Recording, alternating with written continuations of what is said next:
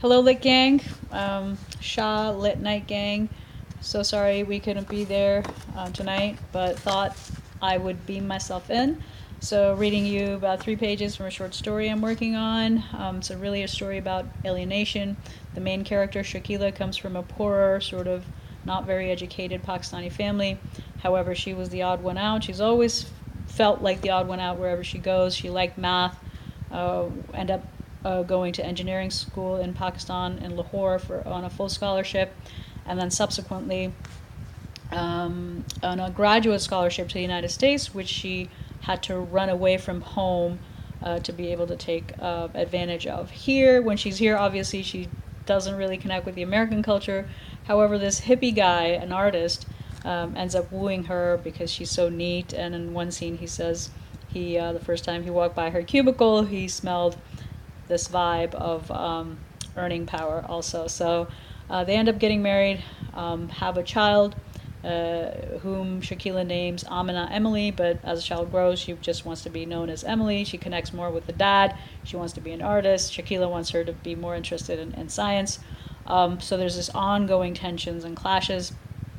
But the scene that I'm going to read you is from the one of the brothers. Shakila has two brothers. One of them is visiting, and they are reuniting after 22 years. And Shakila, remember, ran away from home and married an American. And there's all kinds of lies. The American never converted to Islam. Shakila has told her family that he has. I mean, So anyway, lots of tensions here, and I'm gonna read these 3 pages to you. When Emily was 17, the older of Shakila's two brothers was to visit from Pakistan for the first time. Ibrahim alone, without wife or 3 adult sons.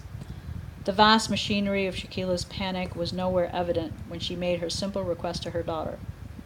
Please dress modestly for the 2 weeks that Uncle Ibrahim is with us, and some other things that I need to discuss with you also. She had agonized over the 2 sentences and their optimal delivery, which she made at the threshold of Emily's room. Emily was sitting in bed, scratching wide strokes on a sketch pad against her upright knees. Without looking up, she said, "Alas, she speaks in crypto again."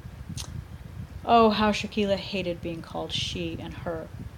How was it that she had failed to instill the 1 or 2 good things from her past into this child of hers, like respect?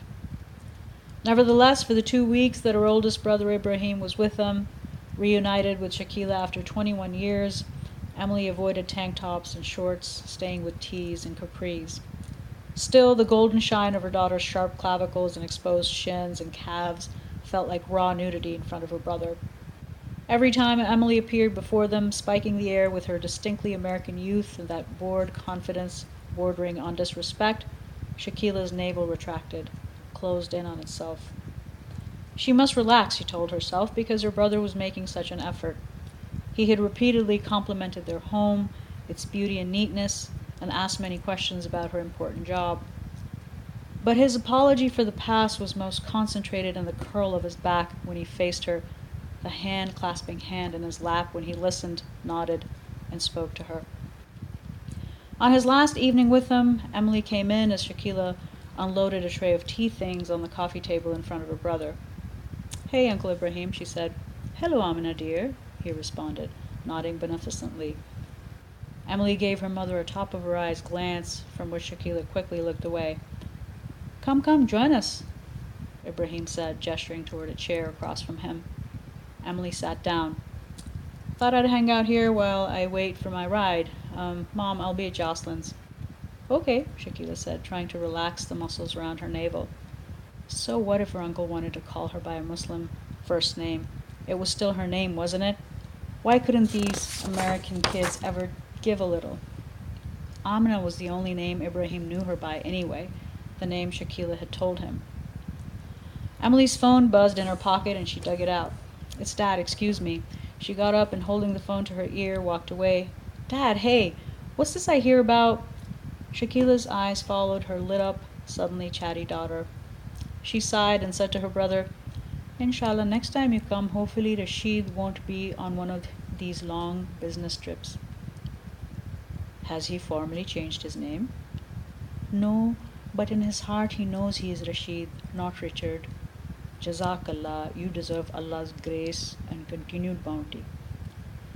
They sipped their tea in silence for a few minutes. Then Ibrahim shifted in his seat at the far end of the sofa and cleared his throat. Shakila, I would like to say something, and I dare to do so in the absence of the man of the house, if you will allow me. Oh no. Shakila placed her cup and saucer on the coffee table. No, no, no. The microseconds moved too quickly for her to formulate a defense, a preventive measure to save them all the embarrassment, the hurt, the comedy, the tragicomedy. Marriages between cousins were common in Pakistan. Imagine her Emily, covered up in hijab, living in a joint family system in Gujranwala, ladling curries for Ibrahim and his wife in a steamy kitchen with Ibrahim's grandchild at her hip, while Ibrahim's son Kamran, Emily's husband, stayed out playing cards and fucking prostitutes. Oh no, she had just thought the fuck word, and suddenly it all struck her as incredibly humorous, began gurgling at the pit of her gut, preparing to erupt. Her hand flew to her mouth and she coughed and coughed into it, except that the coughs were really belly laughs that sounded vaguely like coughs shooting out of her mouth and nostrils. Ibrahim got up, calmly pulled out a couple of tissues from a gold filigree dispenser and brought them to Shakila. Oof, thank you, she said. She cleared her throat. Thank you. I think I sent tea biscuit down the incorrect passage. Her voice was uneven and thick with mucus, eyes burning wet, and as she wiped her nose, her eyes, she was unsure whether she had laughed or cried, or maybe she was at that crossover line, teetering atop the risen hump in her throat. So, Shakila, as I was saying, Shakila felt enough of a charge in her now to impel a polite refusal, maybe blame it on Richard. Rashid, sorry, she suppressed a smile. May I most humbly suggest that my son Kamran will make a very obedient son-in-law to you and to Rashid Bhai, and a devoted husband to Amna Beti, and... As Richard liked to say about people who talked and talked without knowing whom they were talking to or about, Ibrahim was off to the races. On and on and on he went, in their native Punjabi. But then, infinitesimal frequency variations in his otherwise droning monologue, blips of emotion in the sequencing of his words. Hold on, what was he saying specifically? She tuned back in. Her 58-year-old brother, with a dye-black mustache and thinning, darkened hair, was reduced to a crumpled paper version of the man she had left behind 21 years before.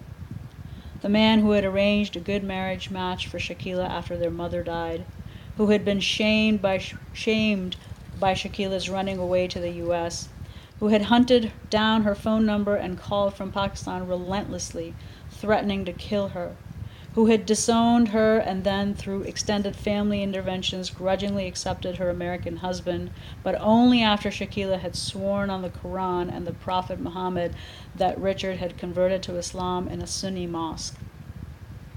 What remained of that man now sat hunched before his sister, asking what he was asking.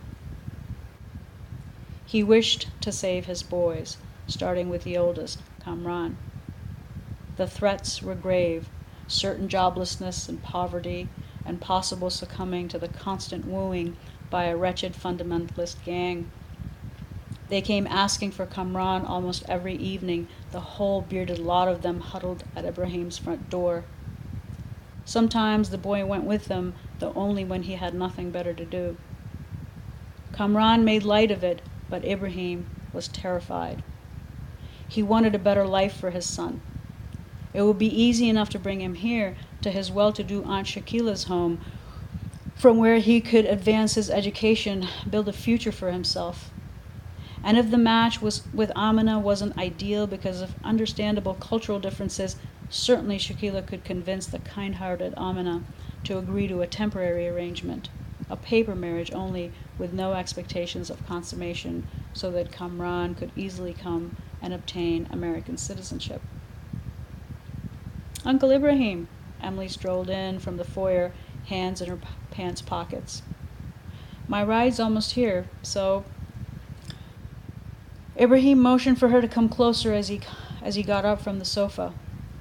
Have a good trip back, she said. Oh, thank you, Amna beti, thank you. With his bony hands at her temples, he kissed the top of her head and softly patted her shoulders. Mom sure looks sad that you're leaving, Emily said, stepping back and glancing over at her mother, whose chin rested in one hand while the other held her elbow. Emily's gaze lingered, and Shakila met her daughter's eyes without moving her head, the fleeting exchange as if between two doctors over a patient who doesn't yet know his illness is terminal. Emily crossed her arms. Oh, and Uncle Ibrahim? She smiled at him faintly, cocked her head. His eyes widened for reception, face slit forward. Yes, Amna beti? Since Mom is very much under the whole Pakistani older brother thing, I thought I'd tell you myself. Would you mind not calling me Amina? I go by Emily. And that's it. Thanks, everyone. Bye.